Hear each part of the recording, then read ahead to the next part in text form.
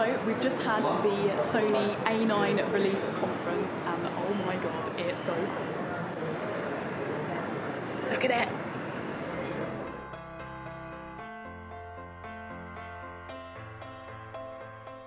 So today I got to check out the brand new Sony A9. We met at Somerset House in London and Sony introduced the camera and it looks amazing.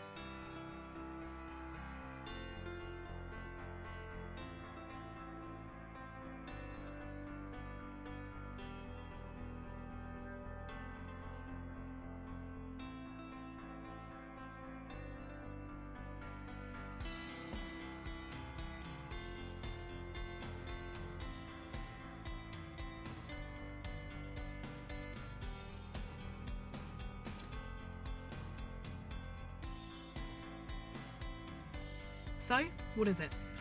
Well, the A9 is a full-frame mirrorless camera that's built to do what a mirror structure can do and more.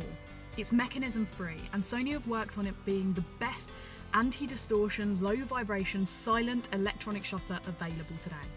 Because of that electronic shutter, Sony have been able to give the A9 a completely blackout-free viewfinder. So you can continuously shoot your subject and never ever lose them in an image. You can completely track them as they move across your image and never lose them through the viewfinder, even when you're shooting 20 frames per second, up to 241 RAWs and 362 JPEGs, because the A9 has an insanely huge buffer too. And that no blackout viewfinder is a quad VGA OLED TrueFinder. 3.69 million dots, refreshing at 120 frames per second. It is exceptionally clear. Not only is it now easy for you to track your subject continuously, but the camera does it too. The A9 sports continuous tracking during continuous burst mode. It never stops autofocusing. In fact, it can calculate 60 autofocus and auto exposure calculations per second. Traditional mirror structures, they sometimes struggle with this because Canon best camera of the night, but 1 second 14:12, very powerful motor, some limitation. But Alpha doesn't have mirror. Okay, so the A9 does have a backup manual shutter too, which is made to be low vibration just in case you want to use it for flash or something like that. Now this super quick, super accurate autofocus system is also complemented by the fact that the camera has 693 autofocus points. 693! And they're not all bunched in the middle. Conventional manual shutter systems struggle to spread their autofocus points across a wide field of view, as was comprehensively explained to us here. As you can see, 93% is almost all entire image sensor area. Then Nikon, 23. Canon, 22. This is due to the, don't misunderstand, this is very good camera. But unfortunately, mirror structure cannot increase the autofocus area. Therefore, as you know very well, those kind of mirror structure cameras, photographer can use this one. You know, because autofocus area is limited, he wants to focus. Then after that, he will take the photo. That's why. Hello? Hello? What are you doing? Yeah, I'm why such kind of thing? Because of celebrity is coming, you have to take the photo. Yeah, I know, but the A9 manages to spread those 693 autofocus points across 93% of the sensor. 93%! The Bion ZX image processing engine is receiving all of its information from that sensor, which is a 24.2 megapixel back illuminated structure with an integral memory that collects all the information, temporarily stores it, and then sends it onto that processor incredibly quickly.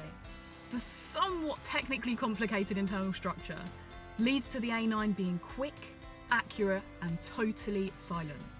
You also have an ISO range, which is expandable up to 50 to 204,800 ISO. The angle that Sony are pushing with the A9 is pretty irrefutable. You can get pictures with the A9 that you just can't get now. And that is true. What I liked about the introductory conference for us, for the A9, was that it was presented with a real respect for other manufacturers. They spoke about how good the 1DX Mark II is, how good the D5 is, and what fantastic images you can get with them. But the problem is, they are mirror structure cameras, and because of that, they are limited. The A9 isn't. It's not emotive or over-the-top advertising. You can get shots with the A9 that you simply couldn't get before. You can take, on 20 frames per second, a burst shot of the last set point of a tennis match. You can take the winning putt at the Masters, and you're allowed to do that because it's silent. You haven't been able to do that until now. Unless it's illegal, the world is pretty much your oyster when you're shooting with the A9. Now, Sony are pushing the sports side of things, and a lot of their sample images show that, but let's look at the wider picture here. You can shoot a wedding and be standing next to the bride and groom and have your shots, again, on 20 frames per second, and no one can hear a thing. You can shoot directly during the vows, and it doesn't matter. You can stand 2 feet away from a rare bird and take as many images as you want, and you're not going to alert anyone unless you move. That is fantastically freeing. So, what else makes the camera ready for pro use? Well, it has 5-axis in-body stabilisation, which is great news for anybody who already possibly has a kit of lenses from another manufacturer and wants to use adapters, or maybe someone who likes using older film lenses that don't have image stabilisation, again with an adapter. You can still have a good stabilised image because it's in-body stabilisation. It has an inbuilt LAN terminal with the quickest possible upload speeds. It has a flash sync terminal. It's got dual SD card slots. One supports UHS 1, one supports UHS 2. And it's got a joystick on the back for really quick operation. And we haven't even got to video yet. The A9 uses full pixel readout and no pixel binning, meaning it is possible to condense around 2.4 times the amount of data required for 4K. Incidentally, just the right amount of data for producing 6K. That means you get the best 4K video possible. It can shoot 4K at 100 megabytes per second at 25 frames per second in PAL. It's also got an easy selectable S and Q mode, which is slow and quick motion mode. In that mode, you can select full HD video and shoot between 1 and 120 frames per second, so that you can, as Sony puts it, effectively play with time. The A9 is being released with a new battery, which is rated up to 480 shots, and there's going to be an optional battery grip available, which takes 2 of those batteries. Sony are also releasing a 128GB UHS 2 SD card with read speeds of 300 megabytes per second and write speeds of up to 299 megabytes per second. It's going to be the fastest SD card currently in the world. To complement the A9's sports and wildlife abilities, Sony are also releasing a G-Master 100-400 f4.5 to 5.6 OSS lens to give you a bit more reach. Its minimum focus distance is 0.98 meters, and it's built to have really quiet autofocus for those noise-sensitive situations. So it matches up with the A9 really nicely. Now, I'm going to preempt it. A lot of people are going to comment on this video and say, Sony don't currently have the range of professional lenses for wildlife and sports photography. I get that, I do. But the 100-400 is a step in the right direction. And it was hinted at time and time again on the day that they're not going to leave people without options. It sounds like they're really pushing forward with the longer lens style of photography, and it sounds like they've got some stuff on the way. So even though we don't know anything, they made sure that we had it in our heads that that's not going to be a problem in the future. Also, let's be honest, a lot of Sony cameras are used with adapters and other manufacturers' lenses, so there are options all round. I don't think within maybe the next few years that's going to be so much of an issue anymore. And they now have the A9 that shows that they are pushing towards that professional sporting wildlife aspect of photography.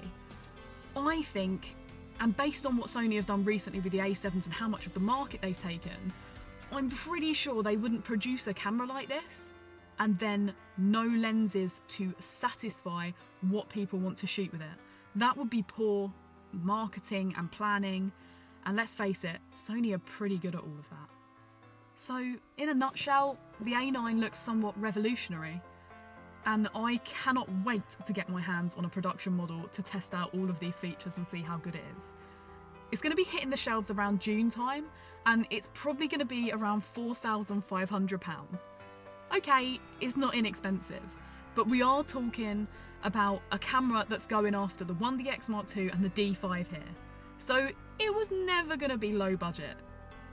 If you need any more information, then please give us a call, send us an email, pop a comment below, or get onto the website and we'll try our best to help. Thanks for watching the video.